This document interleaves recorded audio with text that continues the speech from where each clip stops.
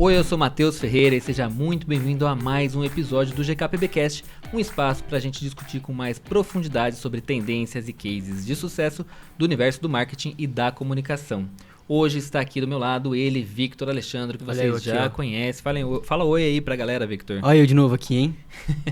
A gente vai falar hoje sobre alavancando negócios de criadores periféricos com o Lucas Rossi da Ambev, que já está aqui com a gente, mas espera só um pouquinho, Lucas, daqui a pouco a gente vai puxar você aqui para esse assunto, porque antes o Victor vai relembrar pra gente as nossas redes sociais. É isso aí, pessoal. Antes da gente partir pro episódio de hoje, eu vou lembrar vocês que GKPBcast em todas as redes, muito fácil de encontrar. Se você for pelo YouTube, GKPBcast também, você joga na busca lá, você vai encontrar no canal do Matheus, que é Geek Publicitário, e além do podcast, tem vários outros conteúdos lá que você pode consumir e apreciar da melhor forma possível, né, Matheus? É isso aí, ó. No episódio de hoje a gente vai falar sobre a trajetória do Lucas Rossi, como surgiu a ideia do Impulso, que é um programa super bacana que a gente vai contar aqui para vocês hoje. A primeira edição, né, que eu tive a honra de participar da primeira edição. Vamos falar da segunda edição que acabou de terminar. Vamos falar do papel da Ambev no incentivo à produção de conteúdo independente. E claro que a gente vai falar também sobre o que esperar das próximas edições. Se você tem um veículo aí independente e está a fim de participar, fica com a gente até o fim que você vai entender aí o que esperar das próximas edições. Então vamos lá para a nossa vinheta e assim que ela acabar a gente vai falar sobre como alavancar negócios de criadores periféricos com o Lucas Rossi. GKPBcast. Lucas, muito obrigado por ter aceitado participar aqui. Você chegou falando que você não faz muito essa conversa aí com muitas pessoas, então me sinto honradíssimo aqui da sua presença. E eu sei que assim como a minha agenda é um caos, a sua também é muito difícil. Então já te agradecendo aqui 2 vezes, tá? Por você estar aqui com a gente. Eu que agradeço hoje. Pelo convite. Queria que você começasse falando pra galera aqui que tá assistindo, que tá ouvindo a gente, um pouquinho da sua trajetória, como que começou sua carreira aí profissional. Boa. Primeiro, prazer imenso estar aqui. Obrigado. A agenda é complexa, mas a gente sempre tem espaço para papos legais e tá com gente legais e num espaço tão legal que eu fico feliz que está acontecendo. Eu tô na Ambev há 8 anos. Hoje eu cuido de comunicação, reputação e relacionamento com todos os stakeholders que estão com a gente. Eu começo minha trajetória lá atrás e eu acho que ela tem uma conexão muito grande com o que eu faço hoje. Eu comecei dando aula de inglês aos 17 anos, um pouco por necessidade e porque eu queria ganhar uma grana também. E eu falo que tem uma conexão muito grande porque eu acho que no fim do dia todo produtor de conteúdo, jornalista, traduz coisas. E professor de inglês no fim do dia era a tradução, né? Eu ficava ajudando as pessoas a entender outro mundo. Quando eu entrei na faculdade, eu comecei já a trabalhar em assessoria de imprensa. Eu gostava muito de comunicação corporativa e no primeiro semestre de faculdade era o que era mais fácil também. Depois, quando eu mudei para o 3º ano, eu consegui um estágio na Editora Abril e fui trabalhar na Você S.A. Como repórter, numa época que estava surgindo redes sociais como a gente vê hoje. E eu tive uma baita oportunidade, assim, agradeço muito a todo mundo que deu oportunidade lá atrás, de cuidar do site, cuidar das redes sociais e virar case. A gente era, na época, a maior comunidade do LinkedIn do mundo. Caramba, que legal. Com a Você S.A. Era muito legal, assim, um título que eu tenho muito carinho até hoje. E na época as redes estavam começando e a Abril ainda tinha uma baita força, né? Era gigantesca, super, né? Marcas o poder gigantescas. das marcas deles. Depois eu fui para Exame, trabalhei mais ou menos uns 3 anos na Exame, sempre cobrindo negócios, carreira, sustentabilidade, marketing. E aí fui para a Ambev. E na Ambev, dentro do mundo de comunicação, eu já fiz um pouco de tudo. Já cuidei de comunicação corporativa e institucional, já cuidei do brand PR, das marcas. E hoje eu estou com esse chapéu um pouco maior. Cuido muito de Brasil, olho um pouquinho, em alguns momentos, outros países aqui da região, Argentina, Chile. E que é muito legal também ver como a gente tem muita coisa parecida. Imagino e que deve ser muito diferente. legal, né? Ficar fazendo essas comparações aí. E aí você já está há quanto tempo na Ambev? 8 anos. 8 anos na Ambev. E como que surge a ideia desse projeto Impulso, né? Como que surgiu para vocês essa ideia? Eu lembro, depois eu vou contar um pouquinho como que foi que surgiu na minha vida o Impulso, mas para vocês, que momento que vocês acharam que seria interessante fazer esse projeto? eu acho que só vale explicar um pouco o que é o Impulso, né? Perfeito. O Impulso é um programa que a gente já está na 2ª edição de aceleração de produtores de conteúdo. E aí aceleração tem um monte por aí, né? Até porque são negócios também, de certa forma. A gente decidiu ir por um outro caminho. Primeiro a gente foi ouvir os produtores de conteúdo, alguns mais próximos, para entender assim, quais são suas dores, quais são suas angústias, o que pega. E aí vieram 3 grandes coisas que pegavam muito. O primeiro era acesso à grana. Putz, é muito difícil, é um mercado que a publicidade já tem alguns canais ali porque tem muito alcance e o produtor de conteúdo menor acaba não conseguindo. O segundo era a gestão. A gente começou a escutar, e muitas vezes o próprio produtor de conteúdo nem tem noção, né? Ele traz a dor do tipo, eu não consigo organizar, qual que é a minha prioridade, para onde eu vou, aonde eu invisto tempo, grana, para fazer as coisas acontecerem. E o terceiro era a gente. Como formar gente, porque às vezes o produtor de conteúdo está crescendo e ele chega num momento que, cara, ele precisa de gente com ele. E como formar gente. Vieram essas 3 dores. E aí a gente foi fazer o programa de aceleração. E da onde que surge isso? Da onde vem um estalo? Primeiro, da minha relação e do meu time com os produtores de conteúdo. A gente se encontra em muito evento, em muita coisa. E a gente ouvia essas dores, né? A gente acaba ficando próximo, você vai ouvindo a dor. E até, às vezes, na relação, do tipo, putz, querem tal coisa? Putz, não consigo, tenho tal coisa. Então, ali já veio... Há alguns anos a gente já ouvia e falava, como que a gente consegue ajudar? E há 3 anos, a gente começou na Ambev um processo de escutativa muito grande para entender quais eram as dores do Brasil. E nisso surgiu o Bora, que é o nosso programa de inclusão produtiva, que é como que a gente ajuda as pessoas, a gente tem uma meta de incluir produtivamente 5 milhões de pessoas, como que a gente ajuda as pessoas a se incluírem produtivamente. E isso passa por ajudar as pessoas com estrutura, né? Depende do tipo de empreendedor ou da pessoa física, mas de estrutura. Então, o Impulso ele surge um pouco dessa escuta do ecossistema, das dores, e de como que a gente consegue ajudar com o que a gente tem. Porque eu poderia simplesmente pegar e colocar uma grana em vários veículos e falar, tá aí. Isso não é sustentável, né? Eu vou ficar muito feliz se daqui 60 anos o Geek estiver lá, rodando, até sem vocês, já que vocês já vão estar aposentados, curtindo a vida de boa, mas o negócio, né, relevante continuando existindo. Sim. Isso não adianta só eu colocar grana hoje, né? Isso precisa passar por estrutura de negócio, de gestão, se estruturar mesmo. Então, veio daí, assim, contando longamente, mas rapidamente, surge daí. Isso eu acho que é bem legal. Eu lembro que, assim, eu tava numa semana completamente louca na minha vida. Eu tava voltando do Center Norte, que eu tinha ido gravar alguma coisa, provavelmente era Bob's. E aí eu tava no carro, e você falou, posso te ligar? Falei, pode, né? Falei, que será? O que eu escrevi da Ambev?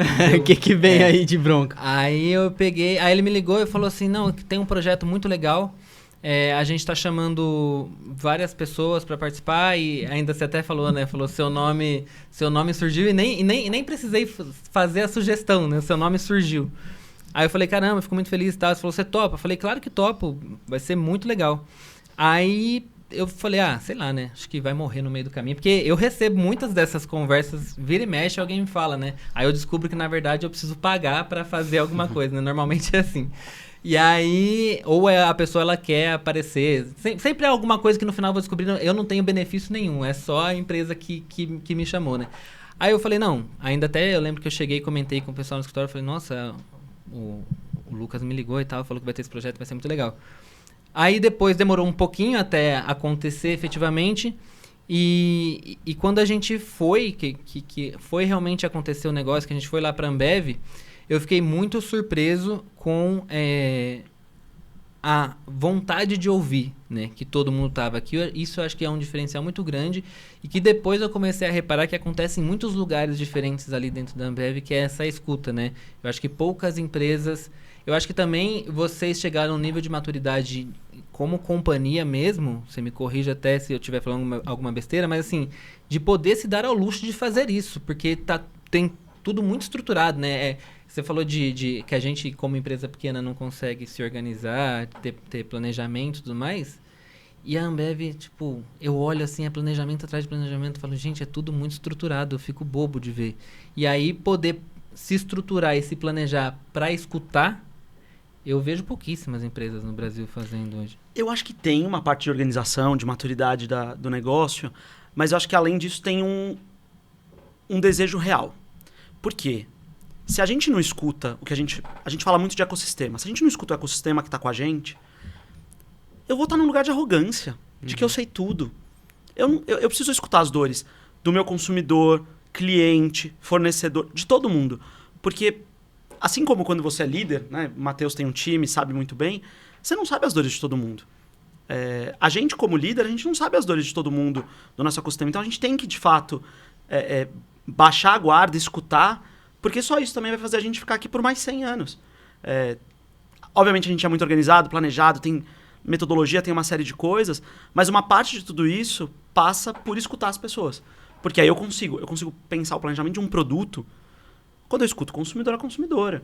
Se eu não escutar, eu talvez vou lançar uma cerveja, um refrigerante que eu gosto.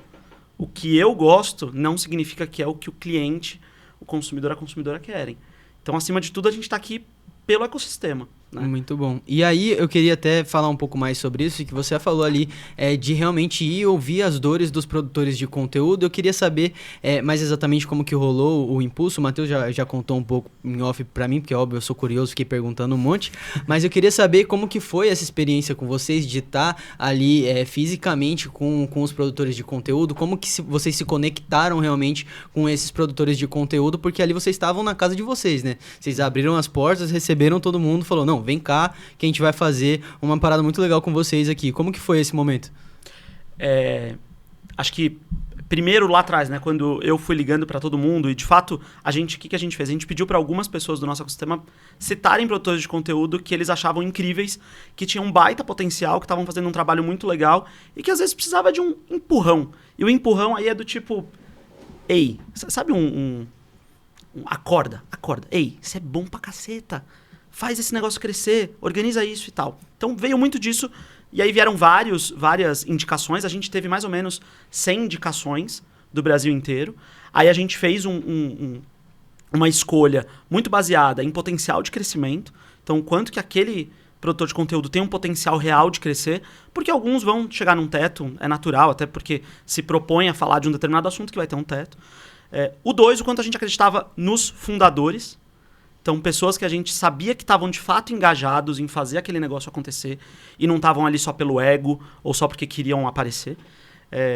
E terceiro, quanto tinha conexão com a gente de alguma maneira, porque não adianta eu ajudar um produtor de conteúdo que vai falar sobre um assunto que não tem nada a ver com a gente. Foi meio que segmentado, né? Essa primeira edição foi primeira bem segmentada, trouxe, né? Tinha sustentabilidade, tinha diversidade, tinha alguns segmentos. Eu não sei se vocês chegaram a desenhar esses segmentos. Como que foi? A gente não chegou a desenhar, mas a gente entendeu que eram produtores que tinham muita conexão com a gente, porque também fica mais fácil a gente, de fato, ajudar, né? Porque aí a gente está em um lugar muito parecido. Mas respondendo a sua pergunta, acho que eu desde sempre, assim, desde quando eu estava lá na redação, eu sempre acreditei que o redator, o jornalista, quem está na linha de frente é quem merece a maior atenção. Sempre. Porque no fim do dia, são essas pessoas, e eu já estive lá, que estão fazendo as coisas acontecerem. Então, desde quando eu entrei na Ambev, a gente começou a lidar e olhar com os produtores de conteúdo e com os próprios jornalistas e repórteres num outro lugar, de muito respeito, de abrir a casa. Né? Então, putz, vem aqui, vem conhecer minha casa. O Matheus eu conheci assim, num evento, tava lá, eu já tava como diretor de comunicação e bora conversar, quero conhecer, quero te ouvir. Foi aquele evento do Guinness, né? Foi o evento do Guinness, Brahma, da Brahma. Brahma específica para Oktoberfest, né? Exatamente. E eu realmente acredito nisso. Além disso, eu acredito que quando eu recebo alguém na minha casa, eu quero receber aquela pessoa e eu quero receber da melhor maneira possível. Então, e o meu time compartilha disso. Todo mundo que está no meu time, a gente tem essa cabeça, né? Muito também do que a Ambev, acho que tudo vai se encontrando. E receber todo mundo dentro de casa foi primeiro um prazer, assim, porque foi do tipo, galera, vem aqui, vem ser acolhido um pouco. Porque essa relação é sempre muito tensa, né? Intensa, né? E a maioria dos produtores chegaram tensos. Né? Eu lembro que teve uma produtora que me ligou, quando eu liguei, ela falou assim, olha, eu vou, mas eu tenho certeza que eu não vou gostar. Mas então isso eu trauma prévio, você sabe, né? Isso é trauma prévio. Né? Aí eu falei, beleza, eu já entendi o desafio que você me deu, eu quero que você saia apaixonada depois dos 3 dias. E a gente fez todo o programa pensando nisso. E aí o programa ele começa com uma simples pergunta, que é assim, qual que é o teu maior sonho pro teu negócio? Aonde você quer chegar? Se você não tivesse nenhuma questão com grana ou com ferramentas, aonde você quer fazer esse seu negócio chegar? E aí dá um crack na cabeça das pessoas. Porque a gente naturalmente não planeja nada, porque a gente coloca todas as interferências possíveis que você imagina que podem acontecer. Então você fica tacanho. Sim. E quando você fica tacanho, você não abre o teu pensamento pro que pode acontecer, e aí você nem pensa como que você vai chegar lá. Então acho que o primeiro dia foi um dia, assim, muito emocional para os produtores de conteúdo. Todo mundo acho que entrou em lugares, assim, eu lembro de algumas conversas paralelas que eu fui tendo, das pessoas, cara, eu tô incomodado, assim, porque eu não sei o que fazer, eu achei que eu sabia sobre o meu negócio. Teve um dos produtores, e aqui eu vou manter o sigilo de todos os nomes pra, né, afinal são negócios... que eu lembro que ele falou assim, cara, eu achei que eu tinha certeza sobre tudo do meu negócio. E eu não faço ideia pra onde ir agora. Então o primeiro dia foi muito assim, abre, né, dor, angústias ali na mesa, e depois a gente foi fechando e tentando falar, putz, mas tá bom, você sabe onde você quer chegar agora? Ah, sei. Aonde que você vai apostar? Né? Como que você vai estruturar seu negócio? E aí a dor de cada um é muito específica. Tem gente que falou, putz, eu realmente preciso... teve uma produtora de conteúdo que eu lembro dela falar num café comigo. Ela falou, eu vou precisar entender que eu preciso sair da linha de frente, vou precisar trazer alguém para trabalhar comigo. Porque eu tô fazendo tudo, tô cantando, dançando, representando, modelo, e não dá. Eu tenho que sair e entender meu papel. Então, acho que além da estrutura de negócio, teve uma parte de... Acho que o Matheus pode até falar. E pra mim foi uma noite, né? O primeiro encontro foi à noite, né? E foi uma noite, assim, que a gente depois teria um happy hour e tal. E aí começou com uma apresentação de todo mundo, né? E eu fico muito nervoso nessas histórias de apresentação de todo mundo. Aí eu pensando, o que eu tô fazendo aqui, né? E aí todo mundo começou a se apresentar e contar um pouco sobre o seu negócio. E aí acabou ficando muito... Entrou muito rápido num ambiente muito emocional pra todo mundo ali. Falar do seu próprio negócio, da sua história, da sua trajetória, né? E sabendo que estar ali já era um reconhecimento de um trabalho que vinha sendo feito. Não conheço a história de todo mundo que estava ali, mas de muitas das pessoas com as quais eu conversei e mantenho contato até hoje, foram histórias muito difíceis mesmo, porque não é fácil criar o seu próprio negócio, né? E aí, de repente, todo mundo começou a entender também, cada um pouco a dor do outro, né? E aí você... Acho que o primeiro alívio que tem é você entender que, em alguns pontos, todo mundo tem as mesmas dores, né? Óbvio que todo mundo tem negócios diferentes, histórias diferentes e também quer ir para lugares diferentes, mas são dores todas muito parecidas. Então, ali, logo de cara, com as primeiras pessoas contando as suas histórias, você vai puxando coisas muito similares à sua e você já vai começando a ficar um pouco mais... se sentindo mais confortável de falar, não, aqui a gente tá num ambiente onde tem... E pra mim foi muito legal porque foi a primeira vez que eu estive num ambiente onde as pessoas estavam fazendo isso sem necessariamente uma competição. Porque quando você tá num evento, até pra conversar com o cara da marca, você tem uma competição. Se você passar mais do que 5 minutos, já aparece alguém de outro veículo querendo vender alguma coisa, né? Ah, mas vamos fazer um almoço. Eu odeio almoço, não aceito almoço nenhum com ninguém. Porque assim, você chega numa mesa, ao invés de almoçar, a pessoa tá vendendo. Ela não tá nem comendo. O prato tá lá intocado e a pessoa tá vendendo. E eu acho isso horroroso, entendeu? Assim... Você quer vender? Você me chama, a gente faz uma reunião, eu faço a proposta pra você, ou você faz uma proposta pra mim e a gente vende. Mas se a gente tá falando que é um almoço, que é para as pessoas se conhecerem, vamos se conhecer, né? E aí aquele era um ambiente assim que eu tava, as pessoas estavam contando as suas histórias e ninguém tava ali pra disputar a atenção, porque de alguma forma as pessoas entendiam que elas já tinham conquistado essa atenção por estar ali, né? E eu acho que pra mim isso marcou bastante, assim. Obviamente que, enfim, em alguns momentos você vai ter exceção que algumas pessoas realmente vão querer se sobressair um pouco mais, que é um pouco da natureza delas. Mas, de maneira geral, eu senti que era isso, assim, um ambiente onde tava todo mundo ali com essa ansiedade de aprender. A gente nem sabia muito bem o que ia vir, né? Pela frente, assim. E depois a gente pode até entrar já um pouco mais, assim. Depois vieram 2 dias de uma imersão muito grande. Eu lembro que a gente teve um painel que foi muito, muito marcante pra mim, que era a Cris, do Mamilos, o Vicente, lá do Razões pra Acreditar, e a Ignalda Cortes, que ela até chegou um pouco depois. E, assim, ela já chegou... Furacão. Um furacão, assim, colocando um monte de coisa, contou histórias muito legais. Eu lembro que ela contou uma história muito bacana de uma influenciadora que a menina tava começando e ela já falou que o preço da menina era um preço muito alto E ela vendeu tão bem essa menina que pagaram e ficaram muito contentes com o trabalho que a menina entregou. E a menina tinha, sei lá, acho que 10 mil seguidores. E quando ela veio com essa história, assim, já me bateu muito forte, assim, do tipo... E eu tô o tempo todo achando que a galera não vai pagar o preço se eu quiser colocar o meu preço e tal. E vieram várias conversas, lembro de muitas também do pessoal da própria Ambev mesmo. Teve aquela, é Mariano o nome do rapaz que foi lá falar com a gente? Como Marino. Marino. Ele chegou lá pra falar de planejamento, né? Deixou todo mundo surtado. E depois a gente queria passar mais 15 horas com ele explicando sobre planejamento para todo mundo, porque a gente tinha visto realmente o valor de tudo aquilo, né? Então foi um monte de conversinhas assim.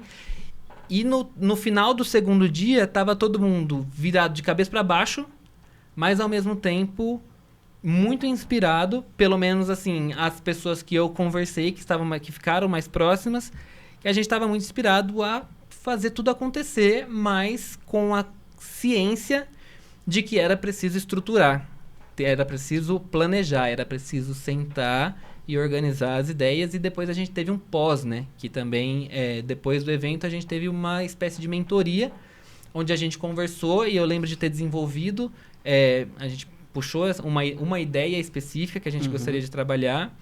E aí a gente conversou com o pessoal da Ambev, eu apresentei para algumas pessoas da Ambev a ideia do que eu queria fazer, que era especificamente esse podcast, né? E aí eles deram feedbacks para mim em relação a isso. E aí depois a gente finalmente, sei lá, foi em setembro do ano passado que aconteceu, né? Você tem a primeira edição do ano passado. O Impulso setembro. Foi por volta de setembro. E aí eu levei 6 meses para conseguir efetivamente colocar o podcast no ar.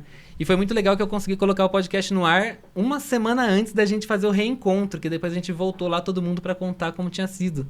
E eu falei, gente, se eu tivesse combinado de fazer o podcast certinho uma semana antes, não tinha dado certo. E aí depois a gente conversou todo mundo lá, assim, dos impactos que isso teve depois de 6 meses de projeto, que foi muito legal também o que as pessoas falaram, né? Sim. Sabe que você estava falando agora, eu estava refletindo aqui como, na real, acho que uma das coisas que a Ambev mais me ensinou, 2 coisas a Ambev me ensinou muito nesses 8 anos que eu tô lá. O primeiro é sobre acreditar no potencial.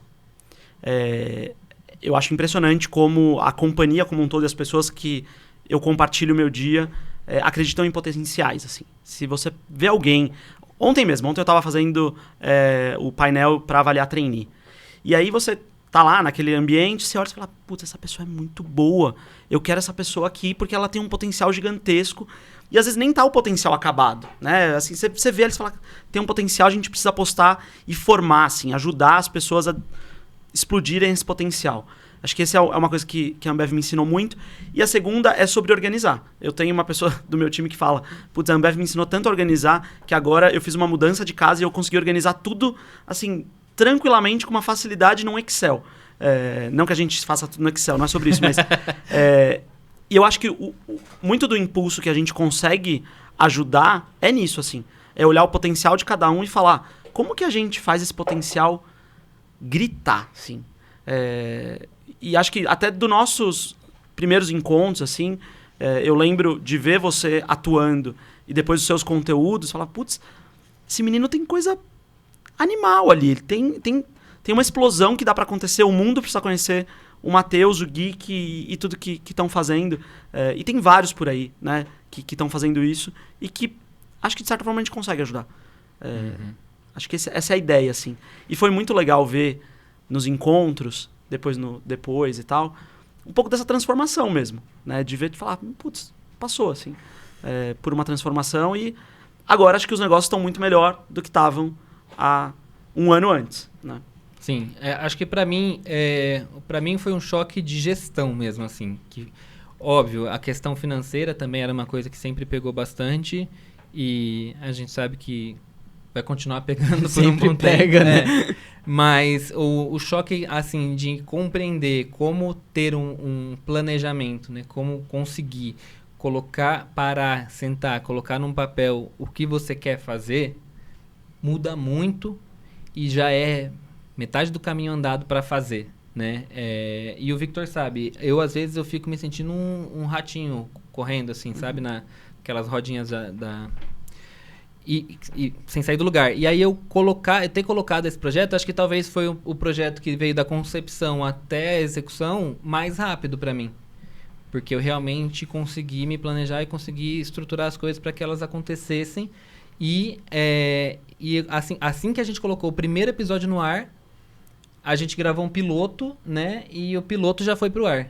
Porque estava tudo tão planejado, a gente já tinha estruturado tanto como a gente gostaria que fosse, que a gente gravou o primeiro piloto e a gente já colocou o piloto no ar porque não precisava mais mexer em nada, assim. Eu até assustei, falei, nossa, acho que foi a primeira vez que aconteceu isso, assim.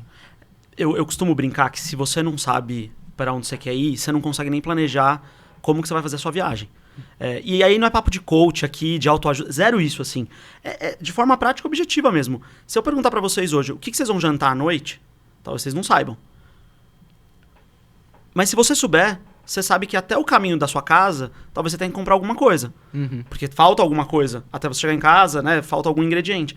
É simples assim. E a gente, às vezes, de fato, né? Uma coisa que eu acho que eu aprendi muito nessas relações todas do Impulso do ano passado e desse, é que o produtor de conteúdo, a grande fortaleza como profissional é a criatividade.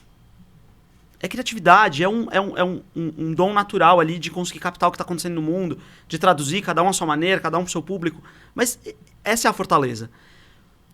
E aí, muitas vezes, o planejamento fica negligenciado, você deixa de lado.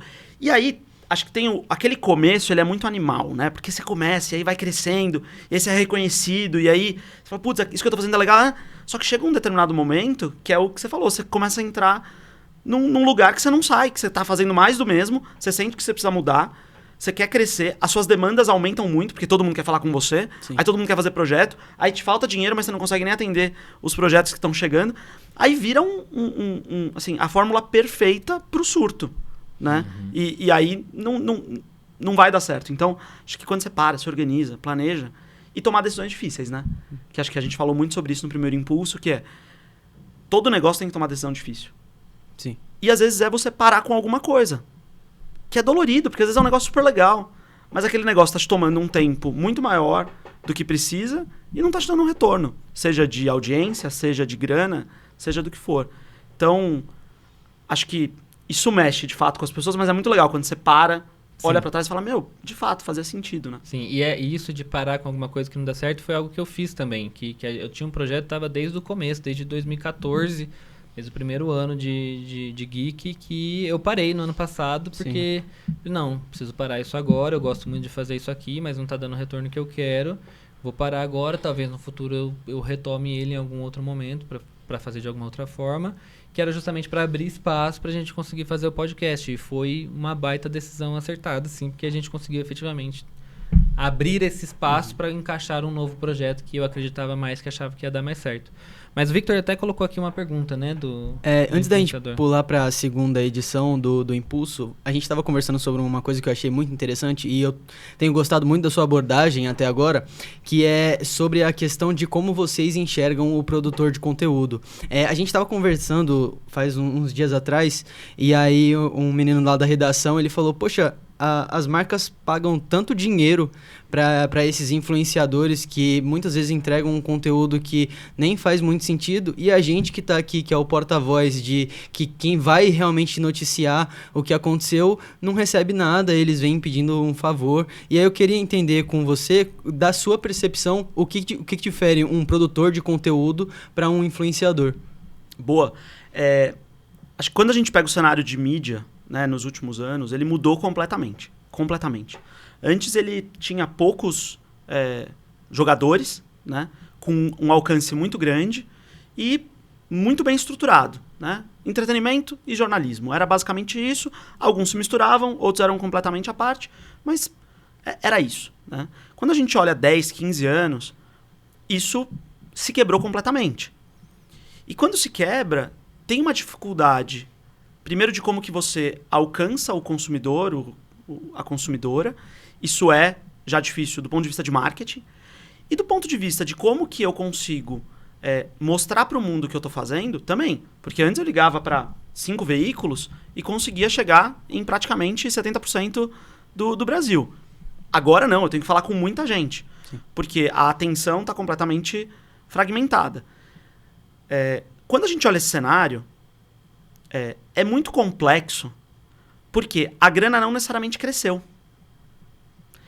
E geralmente as marcas, e é que eu tô falando do mundo, né? Uhum. Vão fazer a conta de aonde que eu invisto e onde eu vou ter o retorno.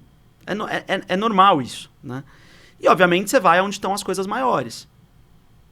E aí você começa a ter, eu acho que agora as coisas estão se acomodando um pouco mais, e eu fico feliz de ver isso se acomodando, porque em um determinado momento, alguns produtores de conteúdo entenderam que eles tinham que ser influenciadores. E o influenciador, ele nada mais é do que uma pessoa que vai falar de lifestyle, basicamente. De algum lifestyle, né? De algum grupo ali de lifestyle. Esses dias eu até ouvi alguém falando, não lembro quem foi, que eu achei genial, falando assim, no fim do dia, as influenciadoras de moda, elas só ocuparam o espaço das socialites. As socialites, elas iam nas grandes festas, saíam nos veículos, nas colunas, e ela, assim, se uma socialite vestia uma certa roupa, aquela roupa era moda, né? Por causa da minha mãe e da minha avó era isso. Hoje em dia são as influenciadoras. E tá tudo bem, né? Sim. O produtor de conteúdo, que não é nem aquele veículo jornalístico sério, que tá cobrindo todos, e nem o influenciador, ele ficou aqui num limbo. Por quê? Ele entra num lugar de influenciador e tentou entrar, acho que teve esse movimento há algum tempo, só que esse lugar é praticamente impossível, porque você vai ter que ter um alcance muito grande para ter aquele investimento de mídia. O produtor de conteúdo, ele tá muito mais pro jornalismo. Só que ele vai ter que entender que ele vai ter que trabalhar com alguns produtos aqui, que são produtos que vão exigir o trabalho, e não só a mídia. Porque só a mídia vai ser pelo volume, e às vezes o seu volume não vai estar tão grande ainda. Então, é complexo isso. Acho que a gente tem, como companhia, se atentado muito a isso, olhando todo mundo que tem. Não são escolhas fáceis também, né? Porque a gente tem que fazer um encontro entre a proposta da marca e para onde que a gente quer levar a marca e a proposta do veículo e para onde vai. Porque, novamente, antes era um canhão. Sim. Né? Então, eu ia para uma emissora de TV, de rádio ou um veículo e era um canhão ali. Agora, eu preciso conectar a marca, qual que é o território dela, com aquele produtor de conteúdo. Mas aquele produtor de conteúdo não é influenciador. Né? Então, essa relação, ela tá mudando, acho que está se amadurecendo. Os produtores também, a gente está vendo uma consolidação, assim, quem que vai ficar, né? Obviamente que vão surgindo, mas quem vai ficar. Tem muita gente se perdendo no meio do caminho aqui desses influenciadores, e a gente sabe que chega a um teto para essas pessoas, muitas vezes de crescimento, e como lidar com isso é complexo do ponto de vista do influenciador, né? Sim. Mas o produtor de conteúdo, na minha opinião, tem que ser cada vez mais valorizado. Por quê? Quando eu penso na minha jornada, hoje, no meu dia, né? E convido todo mundo que está ouvindo e vendo fazer isso. Quais são todos os pontos de contato que você passa no seu dia e o quanto que você capta de informação daquilo? São vários, né? Quantos podcasts você escuta? Quais são as redes sociais que você vê? O que você está escutando na rádio? Então a gente tem que entender cada vez mais isso para conseguir lidar e se relacionar, assim. Muito legal. O que é uma dor, que a gente até discutiu um pouco isso também lá no Impulso, eu tô no dia a dia com a marca, né? Eu tô todos os dias conversando com a marca. Por exemplo, a Ambev é uma marca que é uma empresa que tem muitas marcas dentro do seu portfólio. Então a gente tem conteúdo para falar de Ambev toda semana, pelo menos, a gente vai ter alguma coisa para falar. A gente está em contato o tempo todo com o assessor de imprensa, né, que normalmente é a pessoa que faz esse contato direto com a gente, muitas vezes com o pessoal da comunicação também.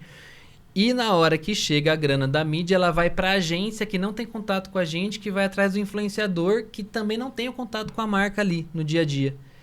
E aí essa conta não fecha muito, assim, porque a gente está ali construindo aquela história desde o começo ali, e a mídia chega toda no cara que está lá, que não conhece, que não sabe exatamente para que é aquele produto, como ele foi feito. E não estou falando aqui especificamente de Ambev, estou falando do mercado de maneira geral. E também não estou falando de nenhum influenciador específico, mas e aí chega para ele muitas vezes naquele toque de fazer tudo muito rápido, né? Precisa se entregar rápido, precisa gravar rápido. Ele não tem tempo para conhecer o produto, para conhecer a história da marca. E aí acontece uma série de problemas que no final das contas você vai ter um monte de coisas que foram investido muito dinheiro e tem pouca efetividade. E os produtores de conteúdo estão ali ralando com o AdSense da vida para tentar pagar a conta no final da história, né? Então acho que a estrutura que foi montada, ela não se encaixa para o que está acontecendo hoje, né? Porque a gente, por exemplo... E é o dilema. No fim do dia é o dilema, porque muitas vezes os números do produtor de conteúdo são muito menores do que o do influenciador. Mas a credibilidade e a consistência do produtor de conteúdo é muito maior do que o do influenciador. Esse dilema, a conta é complexa, né? De como equilibrar isso. E uma coisa que a gente vê muito, né? É quantos influenciadores produzem conteúdo a partir do conteúdo que foi publicado num veículo, né? Sim. Hoje a gente tem um monte, a gente publica uma matéria, o cara bota o nosso post rolando lá atrás dele, assim, no TikTok, entendeu?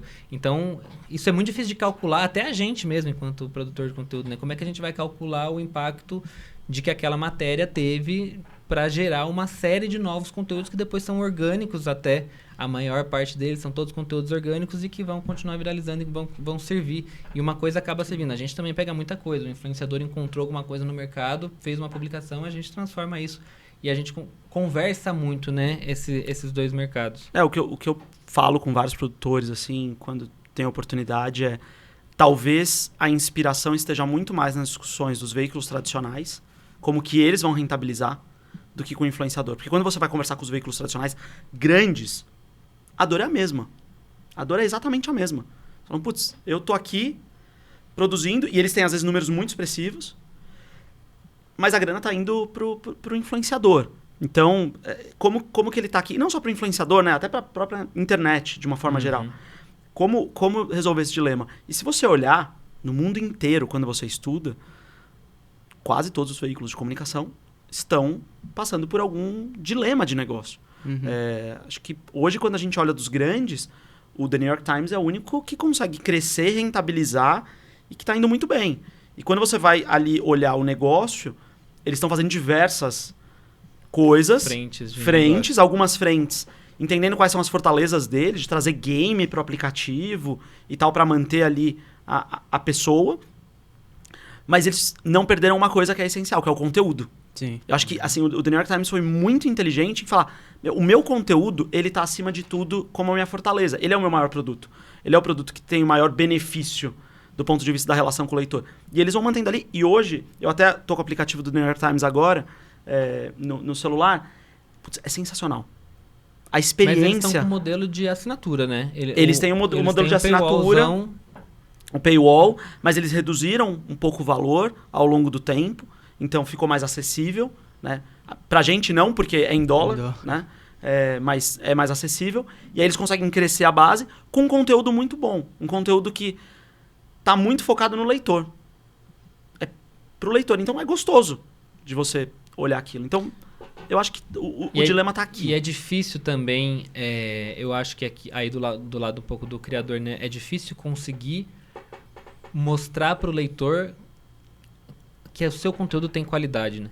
Porque no final da conta ele tá lá no Instagram vendo o perfil de fofoca que tá dando a notícia de qualquer jeito, falando de guerra, falando de não sei o que, sem conhecimento nenhum, mas é só pra gerar volume, né?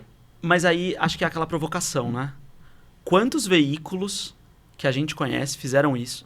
Aí tem um pico, cresce, e hoje a gente nem lembra mais. Esses dias eu tava olhando os meus, quem eu sigo nas redes sociais, eu geralmente faço uma limpa anual, assim. E aí eu tava olhando uma galera e falei, nossa, isso aqui já foi gigante.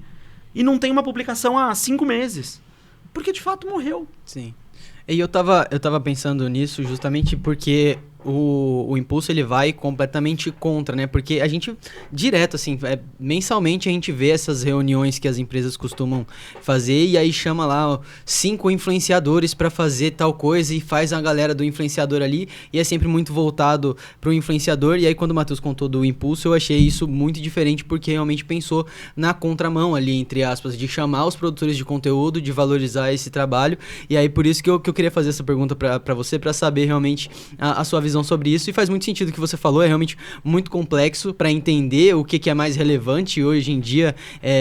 A cada hora a gente grava um episódio falando sobre isso, a cada hora surge um influenciador novo, e aí também não tem como ignorar o cara ali, porque o número dele é completamente expressivo, mas é muito legal de ver a maneira como vocês pensam com relação ao criador de conteúdo, ao produtor de conteúdo também. Você vai falar sobre... Sim, eu queria entrar um pouco nessa segunda edição, né? Que aí um ano se passou, né? A gente voltou lá depois do início desse ano, né? Por volta de março. A gente conversou um pouco, vocês até pediram... A gente fez tipo casamento às cegas, né? Ou depois, todo mundo ali fala o que sentiu. Exato. Vocês pediram bastante feedback e tudo mais pra gente, a gente falou bastante coisa ali.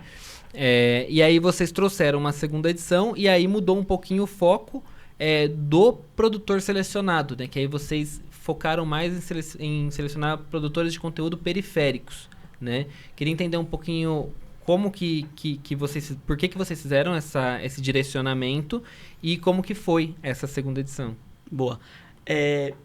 A gente está esse ano com o Bora, que é o nosso programa de inclusão produtiva, rodando a 1000.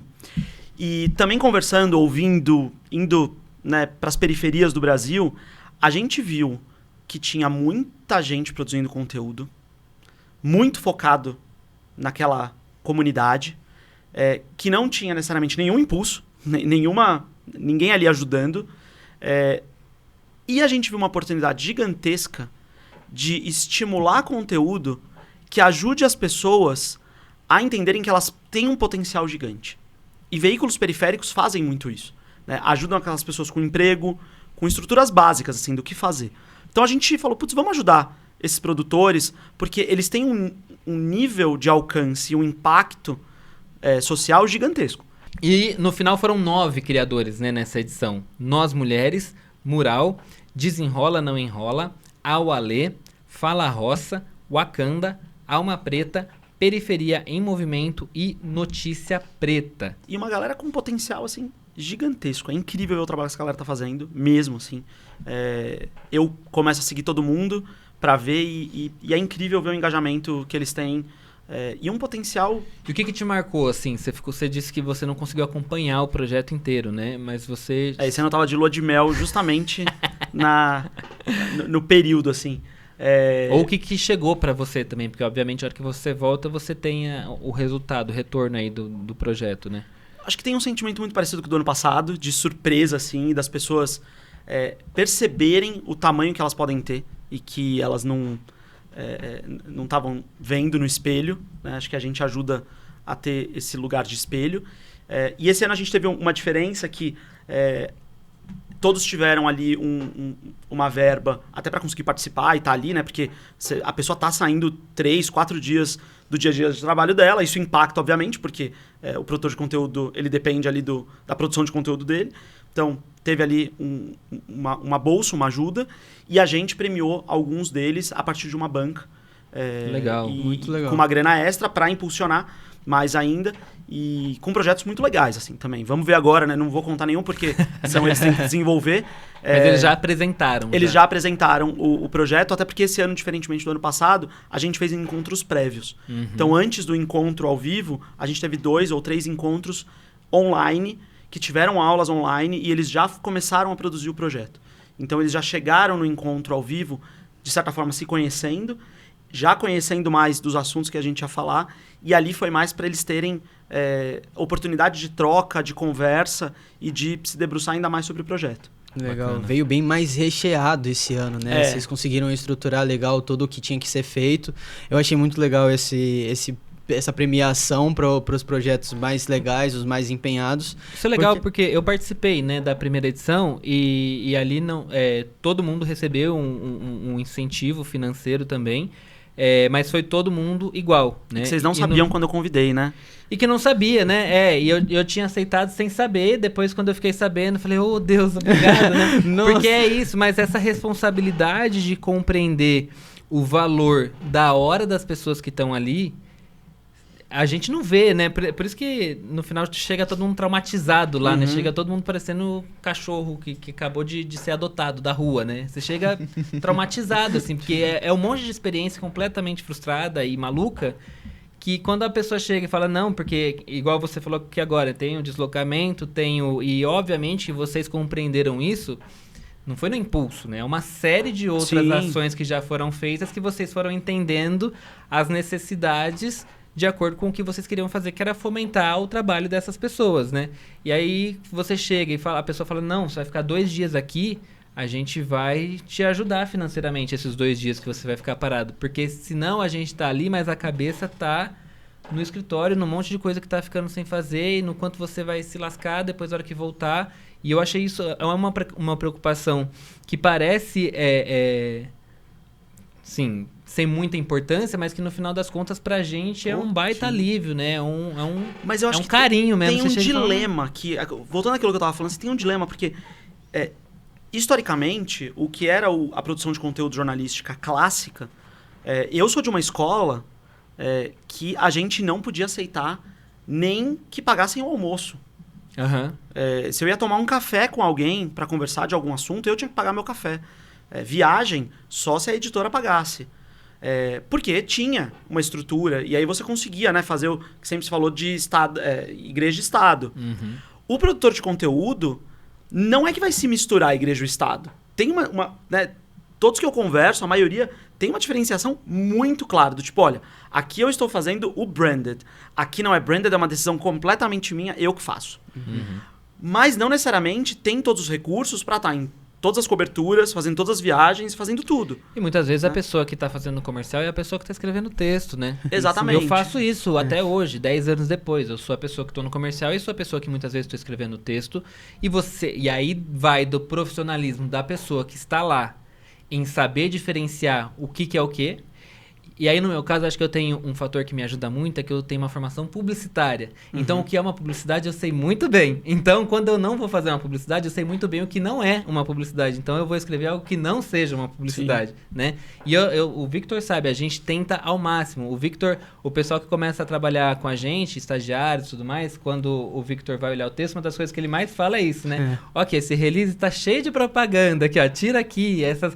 Sabe, maravilhoso, o incrível, o não sei o que, o saboroso, não sei o que. O único, o exclusivo. Tem 50 mil falando, nossa, esse daqui é exclusivo. Vários adjetivos todos. E a gente que tem essa visão de publicitário mesmo, a gente tem que ir tirando essas coisas e entendendo o que é o que. E acho que o mercado entender isso também, que não é porque você vai fechar algo financeiro ou que você vai dar algum tipo de ajuda financeira, você vai automaticamente quebrar a isonomia daquele veículo.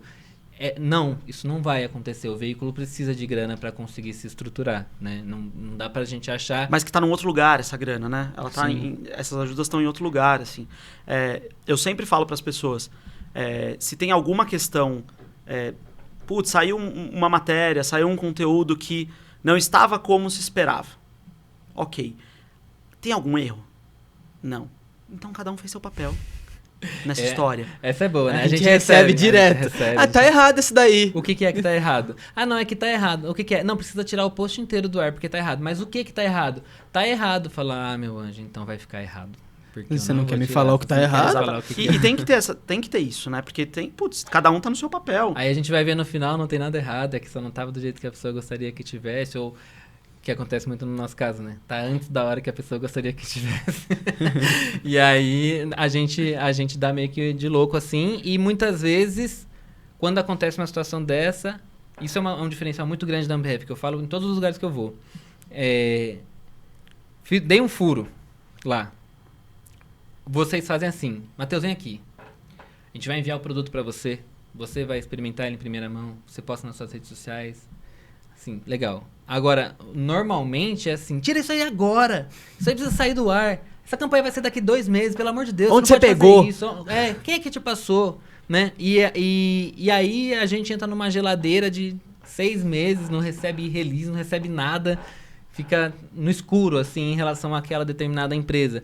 E acho que ter essa maturidade de compreender também, e acho que no seu caso é muito também da sua formação jornalística, né? De entender o valor e o papel do jornalista que está ali produzindo conteúdo e compreender que ele está fazendo o trabalho dele e que tem o seu trabalho enquanto empresa tem um limite até onde é o trabalho dele. Eu acho que é uma das coisas que a Ambev mais consegue fazer de maneira efetiva assim, nessa relação com os produtores de conteúdo, porque sempre fui muito respeitado, mesmo sabendo que algumas das minhas decisões editoriais não vão agradar a empresa, e é parte do jogo, né? Sim, não, e assim, ainda bem que a gente pode não concordar em alguma coisa.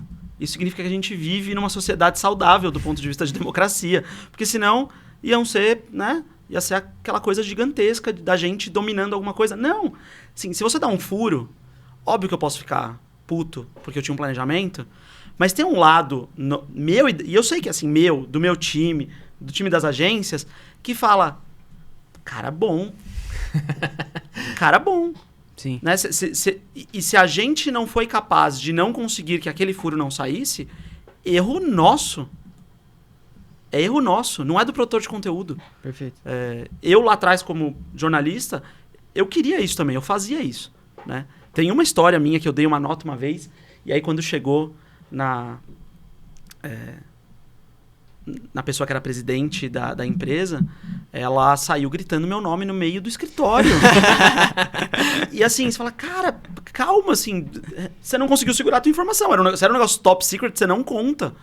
Assim, todo amigo tem um outro melhor amigo. É assim que as coisas se espalham, né? E aí, agora que a gente já falou da primeira edição, a gente já falou da segunda edição, os dois projetos são incríveis, a gente quer saber o papel da Ambev realmente no incentivo à produção de conteúdo independente. Vocês têm o Bora, né, que você falou, que aí já é um focado num amplo... Um ecossistema maior, é inclusão produtiva de uma forma ampla. E aí, com relação à produção de conteúdo mesmo, vocês vão ficar com o Impulso e vocês vão ficar dando monitoramento para esse pessoal que participou. Como que vai ser a participação da Ambev? A gente continua conversando com todo mundo que participa, né, da primeira e da segunda, mas aí do dia a dia mesmo, de como estão as coisas. Obviamente, às vezes um liga, fala, putz, tô com uma dúvida em tal coisa, como que eu faço? E aí rola esse papo. A gente tá criando já a comunidade. Eu sei que eles têm um grupo de WhatsApp. A gente também tem, da nossa edição. Não, de vocês mesmos. Vocês têm um grupo de WhatsApp lá, que estão lá e rola. A gente fez a segunda edição agora, ainda tá rolando, né? A gente ainda tem algumas etapas. E a gente já tá preparando a do ano que vem. E acho que a gente vai fazer de novo aquela escuta, entender o que deu certo, o que não deu, para onde vai. A gente ainda não tem uma definição sobre qual que vai ser o tema, se a gente vai fazer algum recorte, como a gente vai fazer.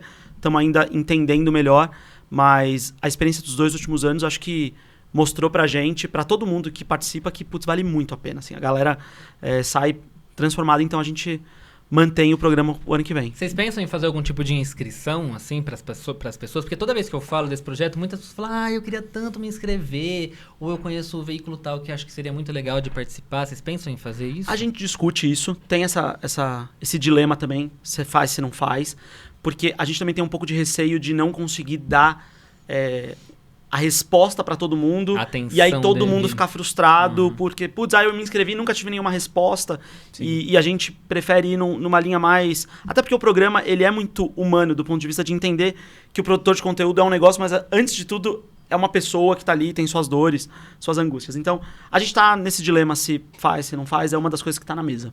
Legal. Acho que só pra gente finalizar, você já falou um pouquinho, eu vou tentar deixar um pouco mais amplo, né? Que a gente tinha aqui pro final o que esperar do futuro do Impulso, acho que você já falou. Mas o que o produtor de conteúdo, porque a gente fala como a gente fala de marketing e comunicação, tem muitos produtores de conteúdo que acompanham o nosso conteúdo aqui também, né? E o que essas pessoas que hoje vivem do seu conteúdo ou que querem viver do seu conteúdo podem esperar da Ambev como um todo, nesse papel dela enquanto um dos maiores players aí desse universo, inclusive, né, 2 vezes anunciante do ano em Cannes, né? Sim. A gente precisa de um episódio só para falar disso, que inclusive eu já pedi demais pra Mari ali, que acho que ela até já encontrou um assunto pra gente falar ali com o Dani Vax, pra gente falar especificamente do papel da Ambev em Cannes. E agora 2 vezes também anunciante do ano no F. Aí, olha só. Saiu essa semana. Mais um, né? Isso é muito bacana, com o volume de coisa que tem, conseguir ter esse destaque internacional, inclusive, né? Muito, muito, muito legal. E eu queria entender, então, um pouquinho do que as pessoas podem esperar da Ambev. Como vocês gostariam que as pessoas contassem com vocês nesse lugar que vocês têm hoje de ser... Acho que no Brasil é o maior anunciante, né? Um dos maiores, né? Depende ali, enfim, do recorte do ano, mas geralmente um dos maiores. Acho que, antes de mais nada, podem esperar respeito. A gente tem muito respeito mesmo, assim. A gente entende da importância e da potência dos produtores de conteúdo. Então, acho que premissa básica, mas que, infelizmente, não é uma premissa ainda que a gente vê por aí rolando. Né? Sabe muito bem. Segundo, a gente vem cada vez mais estudando, entendendo e vendo quais são as possibilidades. A gente ainda sente muito amadorismo na forma de lidar comercialmente, né? Então as marcas falam muito, putz, eu chego, o projeto parece super legal, e é engraçado porque às vezes a pessoa que está ali na decisão, ela consome o conteúdo daquele produtor, mas na hora que vai para a relação comercial, é muito amador ainda. E aí, muitas vezes você tem uma campanha grande, tem tanta coisa na mesa, que a tendência natural na tomada de decisão vai porque é mais profissionalizado, né? Então, acho que a gente está tentando encontrar um meio do caminho aí que consiga atender isso. E a gente tem trabalhado com alguns projetos específicos que a gente consegue trazer e, novamente, dar a atenção e o respeito para aquele produtor. Porque senão, cai também num balaio que não é bom para nenhum dos dois. Legal, mas é um check que não importa muito. Então, alguns projetos específicos que a gente consegue levar o produtor, que o produtor tem ali um espaço, que aquilo vai ser remunerado, aí a gente entende que faz super sentido e a gente tem feito isso já há algum tempo. E cada vez mais todo mundo vê o valor daquilo e aí vai virando case e o negócio vai acontecendo, né? Cara, muito legal. Muito legal. Eu queria que todo mundo assistisse esse episódio. Que a gente Vamos promover ele no YouTube para as pessoas serem obrigadas. Aquele vai ser o maior pre-roll que vai existir na história do YouTube. Sim. 1 hora. Cara, esse papo ficou muito legal. A gente já tá caminhando aqui pro final do episódio. Muito obrigado mais uma vez por estar aqui com a gente, por se predispor a vir com a gente aqui. A gente falou sobre a agenda, como é difícil conciliar tudo para você conseguir estar aqui. O papo foi super maneiro, acho que fluiu muito, muito bem. Você quer falar alguma coisa, Matheus? Não, só queria abrir pro Lucas, se achar que faltou falar alguma coisa, o que você... Não, só quero agradecer, mesmo assim, baita honra. Eu sou fã do Geek há muito tempo. Eu lembro daquele nosso rolê no Sukiá? Que a gente tava... Eu não ia falar porque falava a marca, né? Então você corta. Não, o quê? Não tem problema. Ok. Gente, só se pra você tiver algum problema. Não tem problema assim, se o cara da Ambev tá falando aqui, agora a gente quer patrocínio do Sukiá. A gente só fala quando o Sukiá patrocinar o episódio. Você sobra na Marquezine, você viu ela falando que ela só sai de casa se alguém pagar? Tá certo. Achei o máximo, Tem vai que ser ser o assim. lema da vida, cara. Não paga nenhum Uber? A gente, enfim, a gente tava num restaurante de culinária oriental. E... De preço acessível. Eu vou deixar tudo, eu não vou fazer. Eu não consegui. E a gente tava conversando sobre várias coisas, já era um pré-impulso ali, né, que a gente tava conversando, você tava me falando, e eu lembro que você me falou, eu lembro que assim, eu sempre fui meio desesperado, né, a minha cabeça é meio desesperada, né, e você me deu uma dica ali que eu levei pro resto da vida, que foi que eu tava querendo fazer muita coisa ao mesmo tempo, tava querendo ajudar um monte de gente que tava em volta de mim ao mesmo tempo, e no fim eu tava ficando maluco já com tanto de coisa que eu queria fazer. E aí você falou pra mim que era a história do avião lá, né? Da despressurização da cabine, que é primeiro você coloca a sua máscara, depois você coloca nos outros, né? E acho que isso marcou muito pra mim e foi um momento ali que numa dessas nossas conversas eu compreendi muito o que você queria falar pra mim a partir desse exemplo e comecei a focar muito mais no meu negócio, no que eu enxergava e primeiro em compreender que eu precisava me estruturar para conseguir fazer o que eu gostaria de fazer, que era ter um conteúdo que de alguma forma conseguisse ajudar as pessoas que estavam em volta. Então, assim, queria te agradecer. Já te agradeci várias vezes por isso, você sabe disso. Sim. Falei lá no Impulso também disso. Mas acho que é mais uma oportunidade de eu falar aqui publicamente, assim, que eu sou muito grato mesmo à sua atenção. E já falei um monte de vezes e eu falo isso porque as pessoas sabem que no final das contas não adianta nem eu não querer falar porque a minha cabeça é maluca e eu sempre vou falar que a gente não tem esse espaço que a gente tem com a Ambev. Eu sei que eu posso sempre contar com a Ambev. O Victor sabe que a gente também, internamente, a gente dá muito valor para tudo que chega de Ambev pra gente. A gente olha tudo com muito carinho. E vocês sabem que vai ter coisa que não entra porque a gente vai achar que não faz sentido. Mas assim, a gente sempre olha com muito carinho porque a gente sabe que a gente tem... que é tudo muito recíproco, né? Do lado de vocês. Então, queria também agradecer muito. Não só você, obviamente, porque tem toda uma equipe. Eu falo com uma galera, inclusive o pessoal de todas as assessorias envolvidas aí, né? Que é muita gente, eu nunca lembro com quem. Eu sempre falo com a pessoa errada. Chama um pelo nome Quero do falar outro. De uma marca, eu me perco às vezes também. Mas assim, tem muita gente envolvida e e existe, você vê que isso vai até para, que nem você falou, para todos os stakeholders, né? Seja lá assessor de imprensa, seja o veículo que vocês estão conversando, todo mundo que está em volta da Ambev, a gente vê que trabalha de uma forma muito profissional e a gente sabe que se saiu qualquer coisa, eu posso chegar para vocês e falar, eu não gostei disso, isso aconteceu de uma forma que não foi legal e tudo mais. E a gente sempre tem esse canal aberto que eu acho que a gente ouve todo mundo dizer que tem isso, mas na prática isso acontece pouquíssimo, né? E a gente vê isso acontecendo realmente com muita honestidade do lado da Ambev de maneira geral. Obrigado pelo depoimento. Fico feliz de ouvir. Porque no fim do dia a gente está trabalhando para isso, assim. Eu gasto um bom tempo da minha agenda com todo o time e o time mesmo para bater papo, às vezes falar, cara, isso aqui não foi legal, a gente não fez da melhor forma, a gente não ouviu. E é natural, assim, todo mundo ser humano. E nas relações todo mundo tem suas ansiedades. E liga um produtor de conteúdo, um jornalista, e alguém atende, às vezes não consegue dar a atenção que quer. Mas, é a nossa obrigação voltar com um mínimo de atenção e cuidado, porque é isso, é um outro ser humano e o mundo dá tantas voltas, né? Eu sempre brinco, uma hora ou outra você vai encontrar alguém na padaria, e eu não quero encontrar alguém na padaria e aquela pessoa me olhar e falar assim, nossa, essa pessoa não foi legal comigo, porque não faz sentido.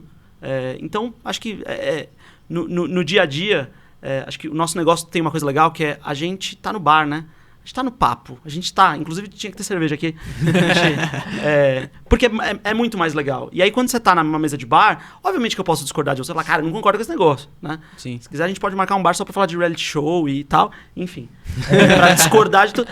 Mas no fim do dia é isso, tem que ter respeito, tem que ter apreço pelo outro, né? Então, obrigado. Show. Perfeito. Pessoal, olha eu aqui quebrando a quarta parede para falar diretamente com você que está nos assistindo agora nesse momento, que o Spotify, se você está vendo aí pelo Spotify, ele permite que a gente faça pergunta para você. Então, hoje a gente deixou aí a pergunta que é para saber se você já conhecia o Impulso, o que você achou desse projeto. Se você não conhecia, ouviu esse projeto aqui, quer saber mais, lá no nosso site a gente tem publicação não só do primeiro, como do segundo também. Tem publicação do Bora também, se você quiser saber mais. E tá na publicação de 10 anos do GKPB, o Impulso. Tem Olha, a foto lá. Aqui a gente faz o trabalho completo para você aí não ficar desinformado em momento nenhum, né, Matheus? Exato, exatamente, ó. E eu queria lembrar vocês também que temos avaliações. Aliás, vi essa semana agora, a gente se recuperou do hater que deu uma estrelinha pra gente. Eu tô falando. Apareceu um hater lá, deu uma estrelinha pra gente, a gente caiu desesperadamente, eu fiquei aflito, mas já estamos com 4.8, rumo ao 4.9, porque a gente também não quer que todo mundo, não precisa que todo Ninguém mundo é perfeito. concordar. Ninguém é perfeito, não quero 4.9 é suficiente pra mim, não, 5 eu não quero, é isso, quero. Isso. Então, chega lá, deixa 5 estrelinhas pra gente, se você não gostou, não deixa menos que 5 estrelas, reclama no direct do Victor que ele vai responder você. É tá? isso aí, meu direct é @VictorAlexandre, que inclusive é isso que a gente vai falar agora. Eu no Instagram e no Twitter sou o Victor Alexandre, que é onde você pode reclamar em vez de dar uma estrela lá no podcast. E o Matheus é Matheus Ferreira no Twitter e Ferreira Matheus no Instagram, bonitão, além das redes do GKPBcast, que você pode acompanhar também e interagir não só pelo Spotify, como também pelo YouTube, pelo Instagram, em qualquer lugar que você quiser conversar com a gente, estamos de portas abertas, não é isso? Nem sempre bonitão, mas muito disposto. Exato. Ó, e eu queria aproveitar aqui, Lucas, deixa aí as redes institucionais da Ambev também pra galera, né, pra eles conhecerem os projetos de vocês. Não é tão difícil, @Ambev em tudo. Difícil. Super fácil. A gente tá Instagram, Facebook, Twitter, LinkedIn. É isso aí, eu sigo e sempre tem coisas muito legais. Vocês comunicam bastante os projetos de vocês. A gente comunica. E tem todas as marcas também, né? Então, perfeito. Marcas a gente não vai falar porque a gente não tem, assim, tanto espaço agora no finalzinho do nosso episódio, mas você com certeza já segue algumas delas, né? Sim. Muito provavelmente. Gente, muito obrigado por nos acompanhar em mais um episódio. Na próxima semana tem mais, ou ainda nessa semana, quem sabe, só ficar atento aí ao nosso canal e às nossas redes. Até a próxima e tchau! Falou, pessoal!